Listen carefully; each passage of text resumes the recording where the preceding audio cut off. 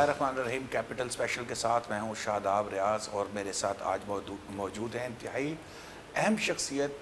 Governor Punjab رہ چکے ہیں، وزارت اطلاعات ان کے پاس ہے، لیکن ان تمام چیزوں سے ہٹ کے جس تعارف سے وہ اپنا سب سے زیادہ خوشی محسوس کرتے ہیں وہ ہے تحریک انصاف کے کارکن. کیونکہ ہم نے لاہور کی سڑکوں پر تحریک انصاف جب افتخار چودھری صاحب کی تحریک میں آگے آگے چل رہی تھی، اس وقت ان کو میں نے باقاعدہ ہم نے ان کو کارکنوں کی طرح بھاگتے دوڑتے دیکھا. کافی عرصہ غائب رہے سیاسی سکرین کے اوپر سے، لیکن پھر جب آئے تو جو پولیٹیکل ورکر سے تحریک انصاف کے، ان کے اندر باقاعدہ خوشی کی لہر دوڑ گئی. اس کی ریزن یہ تھی کہ ان کے بھی ہوتا تھا کہ بھئی جو لوگ ہمارے ساتھ چلتے ہیں، جو ہماری بات سنتے ہیں، بڑے ڈاؤن ٹو ارتھ آدمی ہیں. عمر سرفراز چیمہ صاحب. جی چیمہ صاحب السلام علیکم. جی وعلیکم. چیمہ صاحب ایک تو آپ کا بہت شکریہ، آپ نے وقت دیا. میں بھی دیکھ رہا تھا کہ کافی آپ مصروف ہیں، سیرت النبی کانفرنس وغیرہ کی جو ارینجمنٹ وغیرہ کر رہے ہیں. ملک میں سیاسی صورتحال چیمہ صاحب، اب پنجاب بیچارہ کے بارے میں پھر وہی معاملات چل رہے ہیں کہ جی پنجاب میں پرویز الہی صاحب جا رہے ہیں، نئے آ رہے ہیں، فلاں آ رہے ہیں، کچھ نئے وزارت اعلیٰ کے لیے بھی نام آ رہے ہیں. آپ منسٹری پہ بیٹھے ہوئے ہیں، اطلاعات کی منسٹری پہ بیٹھے ہیں، کیا سمجھتے ہیں کہ کچھ طرح کی چیز ہونے جا رہی ہے، یا کوئی ایسا لگ رہا ہے، یا ابھی تک پرویز الہی صاحب اور آپ کی حکومت سٹرونگ ہے؟ شکریہ شاداب صاحب. آپ جانتے ہیں گزشتہ 4 ماہ سے جب سے یہ رجیم چینج جس کے تحت وفاق کے اندر بھی ایک جمہوری حکومت کے خلاف سازش کی گئی، اور اس کے بعد پھر آپ نے پنجاب میں بھی دیکھا، اور تمام کوششوں کے باوجود کہ وزیر اعظم اپنے بیٹے کو 1.5 ماہ جو ہے وزیر اعلیٰ کی کرسی پہ نہیں بٹھا سکے. جمہوریت طریقے سے تو یہ کسی طور پہ نہ پہلے یہ حکومت لے سکے تھے اور نہ ہی آئندہ لے سکتے. اور خصوصاً میں سمجھتا ہوں کہ 17 جولائی کو جو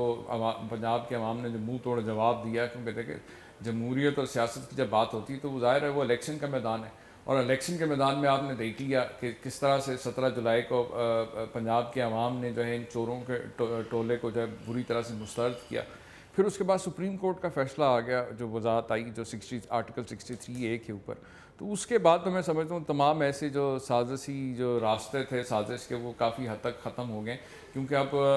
کوئی بھی شخص اپنی اگر سیاسی جماعت پالیسی سے اگر کوئی انحراف کرتا ہے تو وہ ایک سیاسی خودکشی ہی ہو سکتی ہے، اور اس کے علاوہ کچھ اس میں راستہ نہیں ہے. اور جو انہوں نے پچھلی دفعہ جو حکومت نوٹوں اور لوٹوں کے ذریعے گرائی تھی، وہ ہم نے ووٹ کی طاقت سے، عوام کے ووٹ کی طاقت سے ہم نے واپس حاصل کی. اور اس وقت الحمدللہ تحریک انصاف اور مسلم لیگ کاف کے جو ارکان اسمبلی ہیں ان کا بھرپور اعتماد ہے عمران خان صاحب اور چودھری پرویز الہی صاحب کے بطور وزیر اعلیٰ پنجاب کے. اور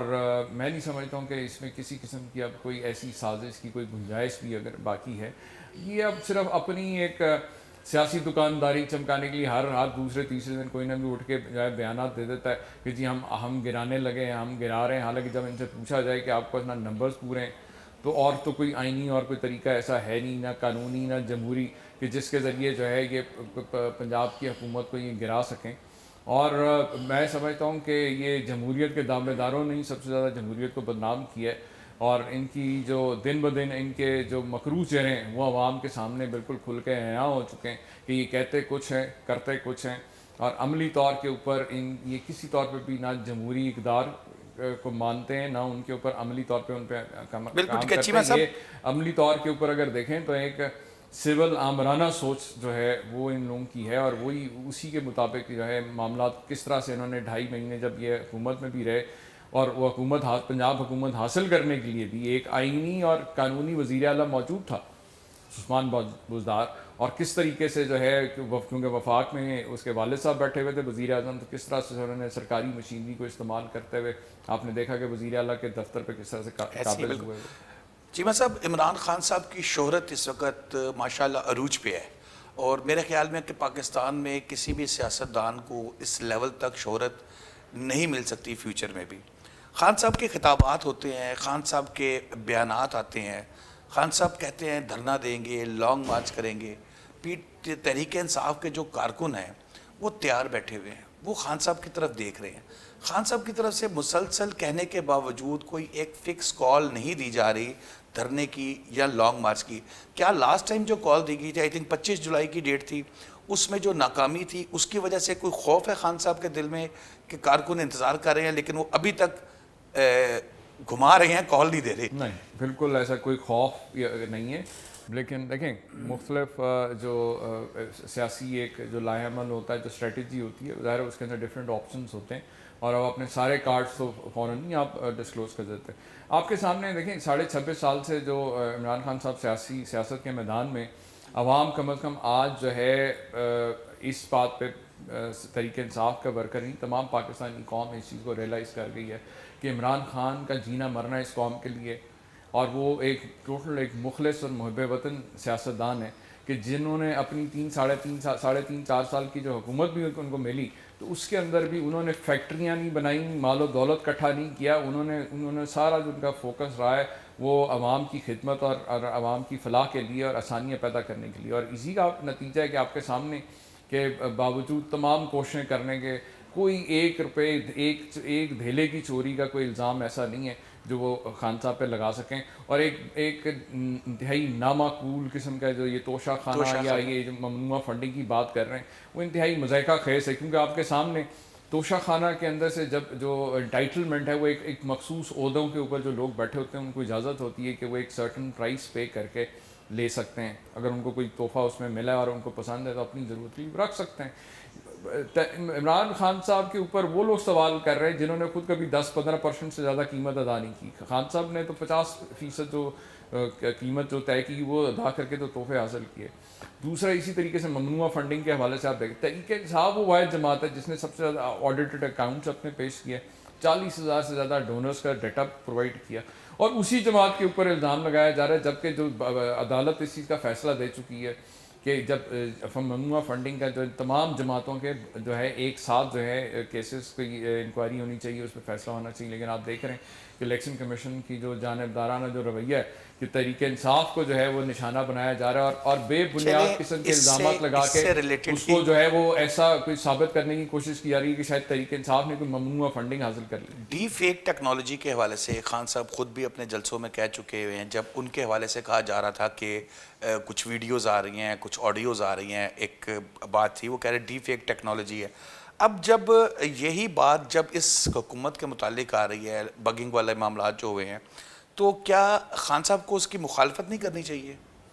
دیکھیں ابھی تک تو یہ کلیئر نہیں کہ یہ بگنگ ہے یا یہ ان کی اپنی, کیونکہ میرا اپنا یہ ذاتی خیال ہے کیونکہ یہ تمام وارداتیوں نے مل کے اکٹھے ہو کے جو ہے ایک اقتدار پہ قبضہ کرنے کے لیے بڑی واردات ڈالنے کے لیے تو اکٹھے ہو گئے, لیکن یہ اقتدار کی بندر بانٹ جو ہے اس کے اندر اب ان کی انٹرنل جو لڑائیاں ہیں اس میں یہ ایک دوسرے کو گندا کر رہے ہیں. کیونکہ اس وقت جتنی وہ آڈیو لیکس بھی آئی ہیں اس کے اندر آپ کے سامنے کہ وہ ایک دوسرے کے مکروہ چہرے جو ہیں وہ سامنے ہیں کہ کس طرح سے جو ہے عوام کے سامنے جو ہے خاتون جو ہے وہ آ کے کہتی ہیں کہ جناب ہم بڑا دکھ ہے کہ پیٹرول کی پرائسز کیوں بڑھ رہی ہیں, اور اندر کھاتے جو ہیں وہ انہیں کہنے کہ جی بالکل آپ بڑھائیں اور ضرور بڑھائیں. اسی طریقے سے الیکشن کمیشنر کو کس طرح سے جو انسٹرکشن پاس کی جا رہی ہیں, اسی طریقے سے جو بات کی گئی پی ٹی آئی کے حوالے سے کس طرح سے ان کو نشانہ بنایا جائے, تو یہ وہ چیزیں جس میں بگنگ کی ضرورت نہیں. یہ وہ جو انٹرنل جو ہے یہ ایک دوسرے کو گندا کرنے پہ لگے ہوئے کیونکہ ان کی اب آپس میں اقتدار کی جو ہے بندر بانٹ میں لڑائیاں ہو رہی ہیں. چیمہ صاحب ابھی بات کر رہے ہیں مہنگائی کی, پیٹرول کی قیمتیں, ڈالر کی قیمت, عام آدمی بالکل بہت پریشان ہے, بڑی ٹینشن میں ہے. ایسے موقع پر مسلم لیگ نون کے لوگوں کا یہ کہنا ہے کہ ہم نے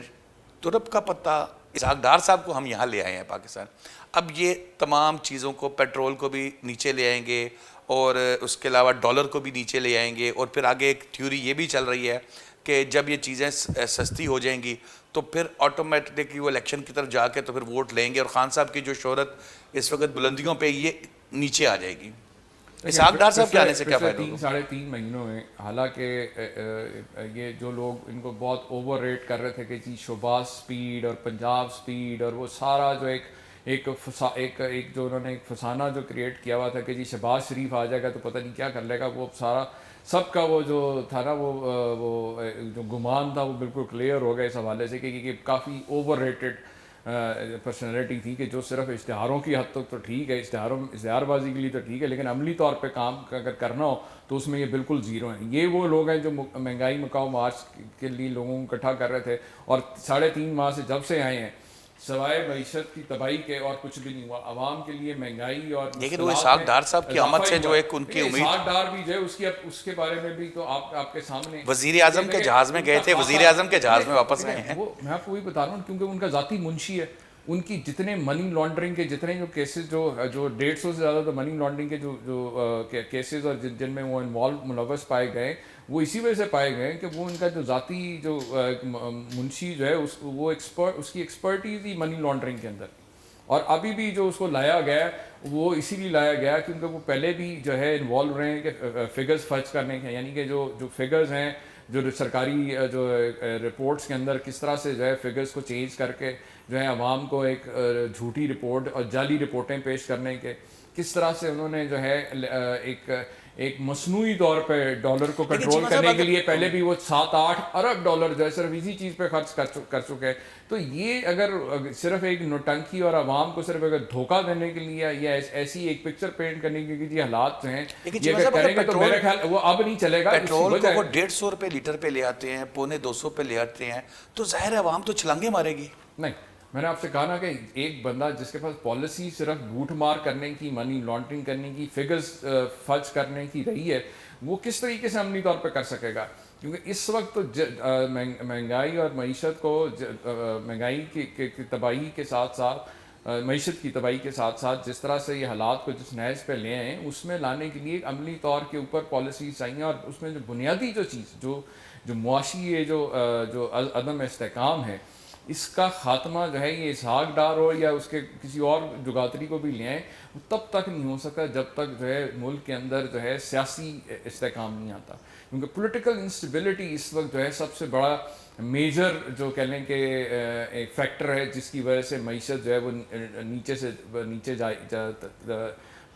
دلدل میں جا رہی ہے اور ایک ڈیفالٹ سچویشن پہ جو لے کے جا رہے ہیں.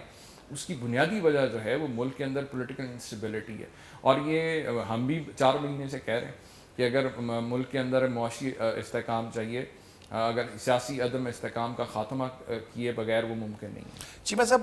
مان لیا، ایزیوم کر لیا کہ اکتوبر میں الیکشن اناؤنس ہو جاتے ہیں، ایک ڈسکشن میں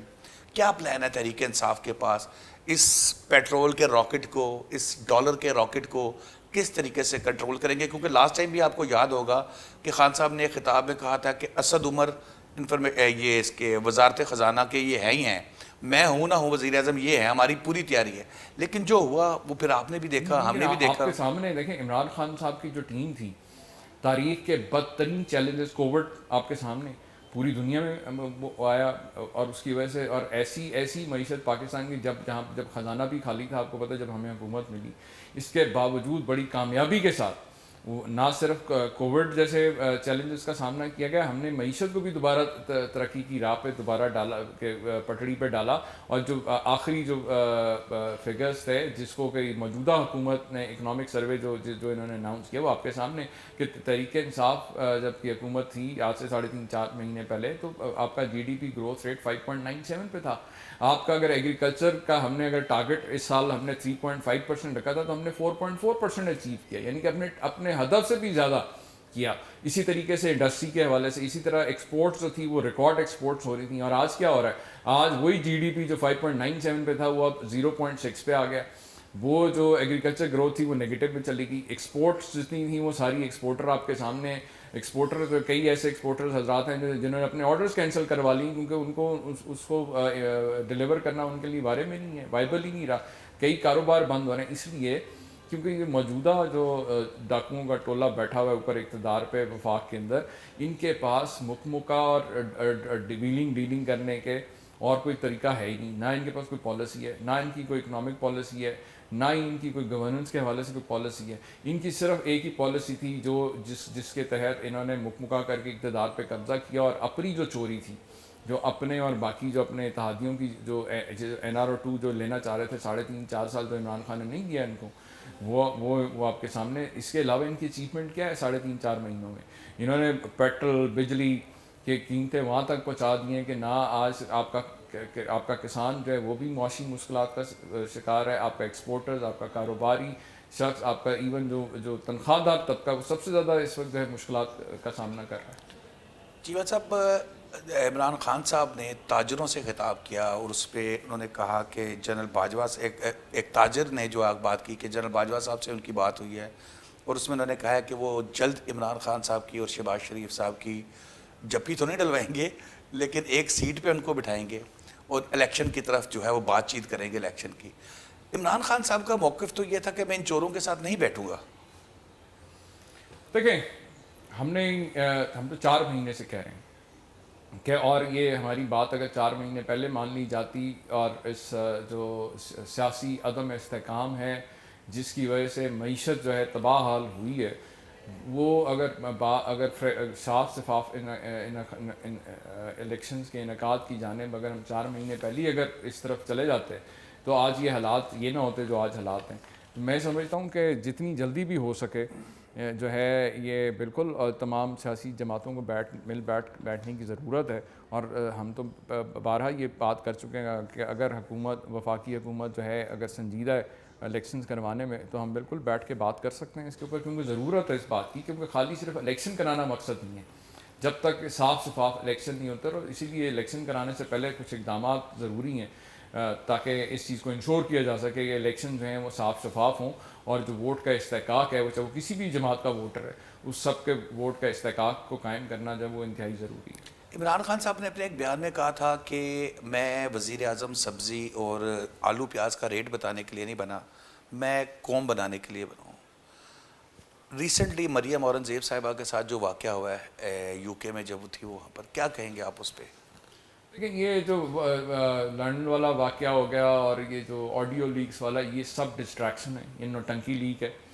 یہ پرانے وارداتی ہیں, ہم کافی تجربہ کار ہو گئے اور یہ اپنی نالائکی اور ناکامی کا تمام ملبہ جو ہے وہ آپ اداروں کے اوپر ڈالتے ہیں یا مخالفین پہ ڈالتے ہیں آپ کے سامنے کہ کس طرح سے جو ہے اداروں کو عدالتوں کو اپنے مخالفین کے خلاف جو ہے انتقامی کارروائیوں کے لیے لوگ استعمال کرتے ہیں. کہ یہ وہ لوگ ہیں جو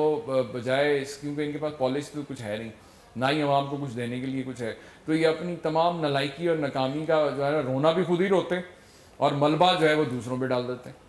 تو یہ میں نہیں سمجھتا کہ یہ جو آپ کے سامنے کہ جس انداز سے وہ فلمایا گیا وہ جو لنڈن والا, اس سے صاف پتہ چل رہا ہے کہ یہ تو انہوں نے خود بنوایا. اچھا, آپ یہ کہہ رہے ہیں کہ وہ انہوں نے خود بنوایا ہے؟ بالکل, یہ ہے اس کا یہ بالکل ان کی کیپیسٹی ہے اس قسم کی, ان کو آپ اتنا انڈر اسٹیمیٹ نہ کریں. جی آپ بڑی بات کر رہے ہیں. میں آپ کو بتا کہ یہ جس کانفیڈنس سے وہ محترمہ کھڑی ہوئی اور جس طرح سے وہ ساری چیزیں وہ صاف پتہ چل رہا ہے, باڈی لینگویج بتا رہی ہے کہ یہ سارا پری پلانڈ اور جس طرح سے انہوں نے خود کروایا ہے سارا. بہت شکریہ عمر چیبہ صاحب آپ کا, آپ نے ہمیں ٹائم دیا. ناظرین, کیپٹل اسپیشل میں شاداب ریاض کی طرف سے اتنا ہی. آئندہ نئے مہمان کے ساتھ پھر آپ کی خدمت میں حاضر ہوں گے. اجازت دیجیے, اللہ حافظ.